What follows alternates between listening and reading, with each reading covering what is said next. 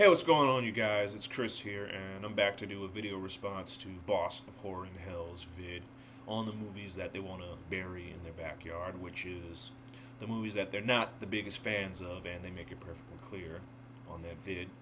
And one of the movies that they mentioned on that vid, which was awesome, by the way, is Halloween H2O from 1998, which stars Jamie Lee Curtis.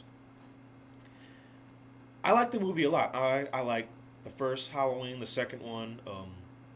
All the Halloweens are great, with the exception of Resurrection, which is. But H2O is a pretty good movie, but I admit it does have some flaws. Looking back on it now, a few problems that I had with the movie is, of course, the music score, which John Ottman originally did all the music for Halloween H2O, but for those of you who aren't in the know, there was some post-production drama regarding that movie, and the music got replaced by some music from the first two Scream movies by Marco Beltrami. The movie, when I watch the movie, it kind of takes me out of the movie a little bit. I mean, I'm watching a Halloween movie. I'm not watching a Scream movie, so that was not a cool thing to do on their part. So that was one of the things that was disappointing about the movie. Another was the lack of on-screen kills. I mean, it does have a couple of killer gore scenes. Well, not overly graphic, but still cool nonetheless. But not does not have an abundance of on-screen kills. That's very important when you do a movie like this, whether it's graphic or non-graphic. Because I mean, this is a Halloween movie. It's all about Michael Myers fucking up people. So, looking back on the movie now, that was one of the things that disappointed me about the movie, but I still like it. I'll still watch it every now and then. But yeah, it does have some flaws. And there was another thing that they mentioned in the vid was Jamie Lee Curtis' performance. They weren't too fond of it, but me personally, I thought that was one of her better, like, horror genre performances. I mean, the adult Lori in H2O, she's all messed up from her experiences from dealing with Michael Myers way back in the 70s, and her inability to cope with them. She has like nightmares, she takes pills, she drinks vodka a lot. And then when Michael Myers finally comes back into the picture, she builds the strength in her to fight back and take back her life. And yeah, me personally, I thought that was a very good performance from Jamie Lee Curtis. I know you guys don't like her performance in that movie. That's cool. I mean, I respect your opinion. But me personally, I like it a lot.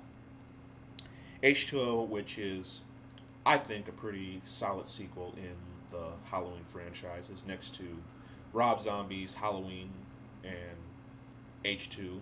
Well, the theatrical cuts anyway.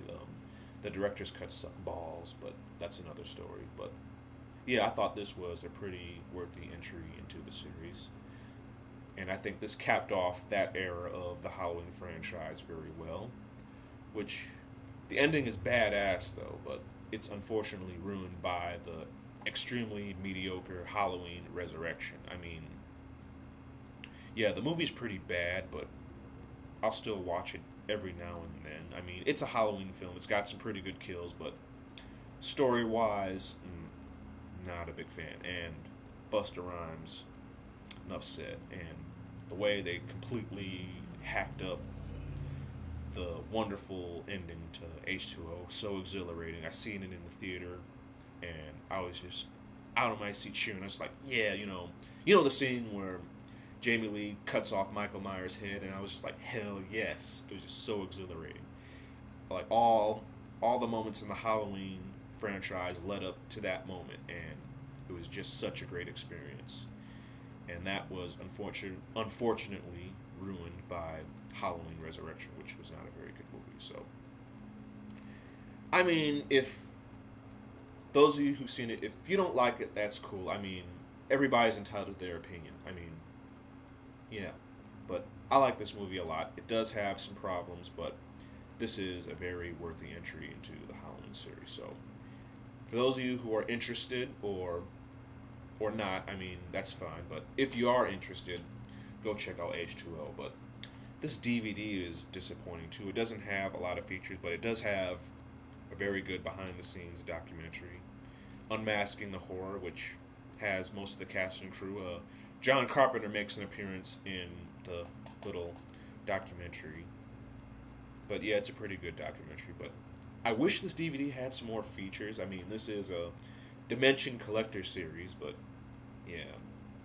I mean, I got this for $5, so I really can't complain. This is a good movie in my opinion. Like I mentioned before, it does have some flaws, but it's a very entertaining sequel in the Halloween franchise. So go check it out. And that's it. Thank you guys for watching, and I will talk to you guys later. Bye.